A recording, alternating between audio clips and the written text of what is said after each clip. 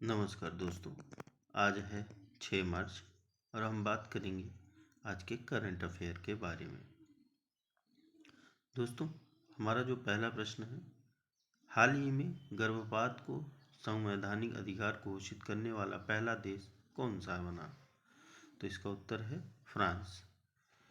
आइए इसके बारे में विस्तृत जानकारी लेते हैं। महिलाओं को गर्भपात यानी ऑपरेशन का संवैधानिक अधिकार देने वाला फ्रांस विश्व का पहला देश बन गया है। फ्रांस के संविधान में गर्भपात के अधिकार को शामिल किया गया है। मतदान के बाद फ्रांस अपने मूल कानून में गर्भावस्था को समाप्त करने के लिए स्पष्ट सुरक्षा प्रदान करने वाला दुनिया का पहला देश बन गया है। वहीं इस विधेयक को मंजूरी मिलने के बाद अब गर्भपात कराना महिलाओं का संवैधानिक अधिकार भी हो गया है। आइए अगले प्रश्न की ओर चलते हैं। दूसरा प्रश्न है, फ्रांस के राष्ट्रपति और प्रधानमंत्री कौन हैं? तो इसका उत्तर है इमैनुएल मैक्रो और प्रधानमंत्री गैब्रिएल अत्तल हैं। जी हाँ, फ्रांस के राष्ट्रपति इमैनुएल मैक्रो और प्रधानमंत्री गैब्रिएल अत्तल हैं। यह यूरोपीय संघ का सदस्य है और इसकी राजधानी पेरिस है। दोस्तों, ध्यान रखने योग्य बातें हैं कि फ्रांस की जो राजधानी है वो पेरिस है। यह क्षेत्रफल की दृष्टि से फ्रांस यूरोप महाद्वीप का सबसे बड़ा देश है। हाँ जी, ये क्षेत्रफल की दृष्टि से फ्रांस यूरोप महाद्वीप का सबसे बड़ा देश है। यहाँ की भाषा फ्रेंच और करेंसी यूरो है। दोस्तों, यहाँ पे जो करेंसी इस्तेमाल की जाती है वो यूरो है। आइए अब अगले प्रश्न की ओर चलते हैं। हाल ही में किसने चक्षु प्लेटफॉर्म को लॉन्च किया? तो इसका उत्तर होगा दूरसंचार विभाग डॉट ने। अब आइए जानते हैं कि इसे लॉन्च करने के पीछे क्या वजह है, किस उद्देश्य से इसे लॉन्च किया गया है। दूरसंचार विभाग डॉट ने 4 मार्च को टेलीकॉम यूजर्स के लिए धोखाधड़ी या स्पैम कॉल करने वालों की रिपोर्ट करने के लिए प्लेटफॉर्म चक्षु लॉन्च किया है। इसका उद्देश्य नागरिकों को संदिग्ध और फ्रॉड कम्युनिकेशन की सक्रिय रूप से रिपोर्ट करने की अनुमति देना है। इसके साथ साथ एक डिजिटल इंटेलिजेंस प्लेटफॉर्म DIP भी लॉन्च किया गया है। DIP यानी डिजिटल इंटेलिजेंस प्लेटफॉर्म। यह telecom service provider TSPs, law enforcement agency LES, banks and financial institution FIS, social media platform, identity document जारी करने वाली अथॉरिटी आदि के लिए non public data sharing resource के रूप में काम करेगा। इसके अलावा लोग साइबर और वित्तीय फ्रॉड की शिकायत साइबर क्राइम हेल्पलाइन नंबर 1930 और केंद्रीय वेबसाइट www.cybercrime.gov.in पर की जा सकेगी।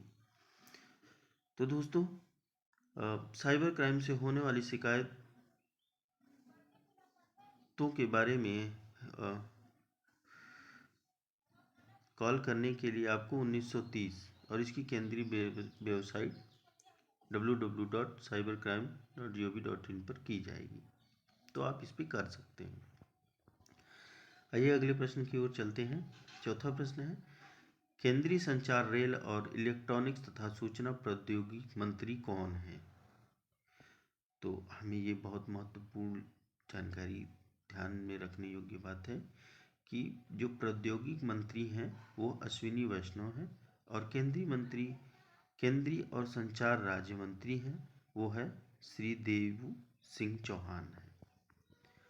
अगला प्रश्न है, भारत का पहला राष्ट्रीय डॉल्फिन अनुसंधान केंद्र का उद्घाटन किसने किया?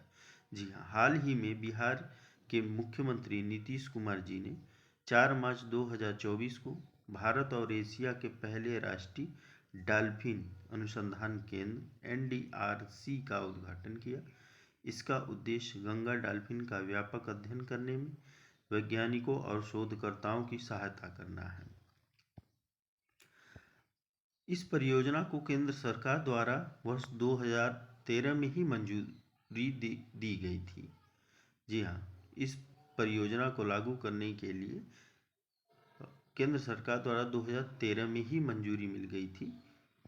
यह केंद्र पटना विश्वविद्यालय के भीतर 4400 वर्ग मीटर भूमि पर स्थापित किया जाएगा और यह केंद्र गंगा नदी से करीब 200 मीटर की दूरी पर होगा।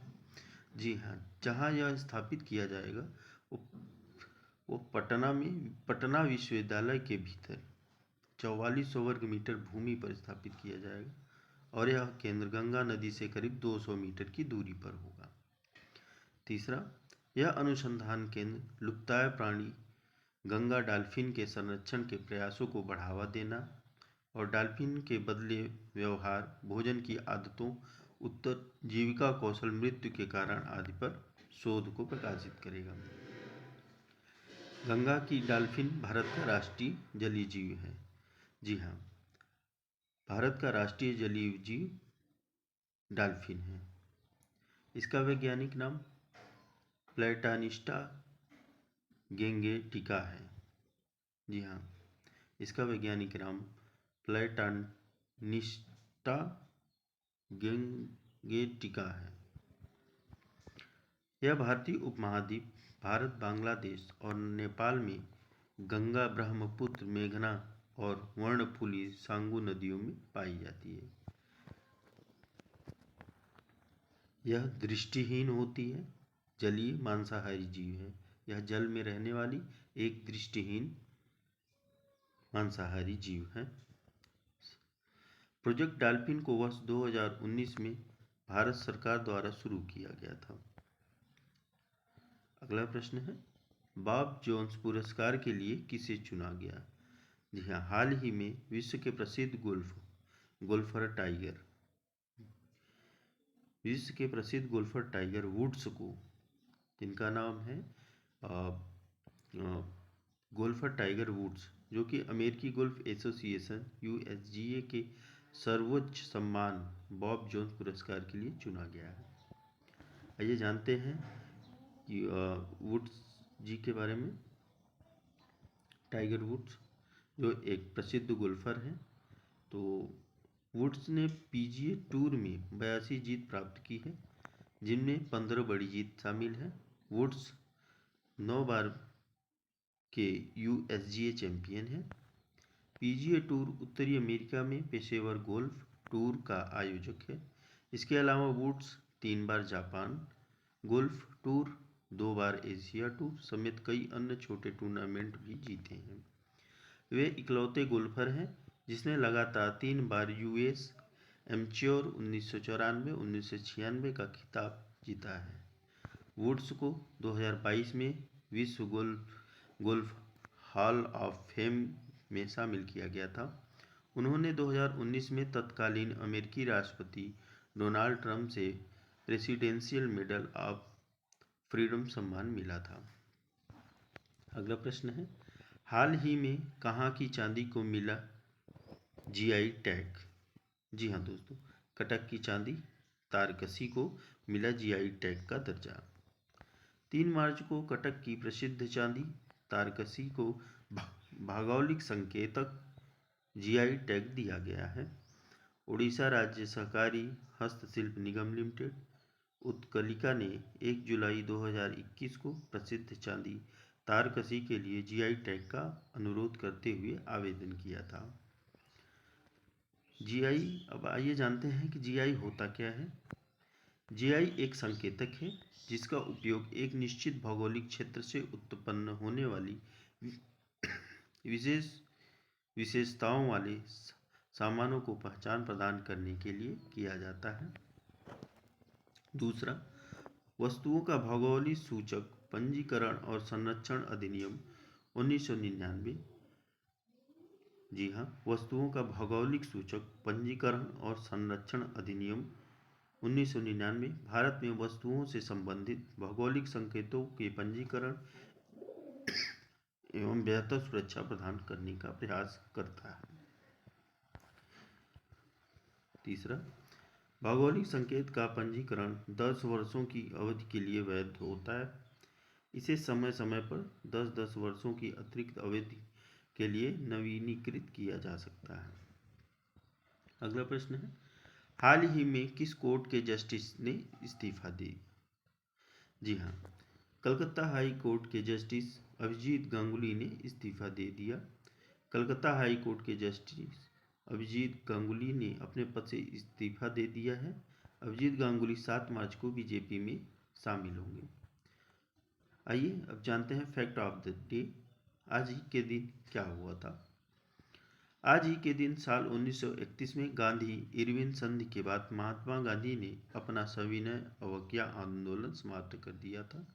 दरअसल अंग्रेजों के शासन के दौरान किसी के लिए भी नमक बनाना गैर कानूनी था, क्योंकि इस पर सरकार का एक अधिकार था। इसी तानाशाही के खिलाफ गांधी जी ने सविनय अवज्ञा आंदोलन की शुरुआत की थी। 1968 मार्टिन लूथर किंग की हत्या की गई। 1997 भारत तथा 13 अन्य देशों ने इंडियन ओशन रिम एसोसिएशन के गठन की घोषणा की। 2028 द शेप ऑफ वाटर ने 19वें अकादमी पुरस्कार पर सर्वश्रेष्ठ फिल्म और सर्वश्रेष्ठ निर्देशक सहित 4 ऑस्कर जीते।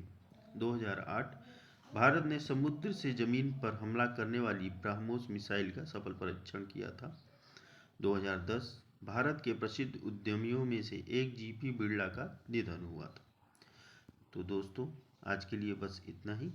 हमारे चैनल से जुड़े रहने के लिए और सबसे पहले नोटिफिकेशन पाने के लिए कृपया हमारे चैनल को सब्सक्राइब करें, लाइक करें एवं शेयर करें।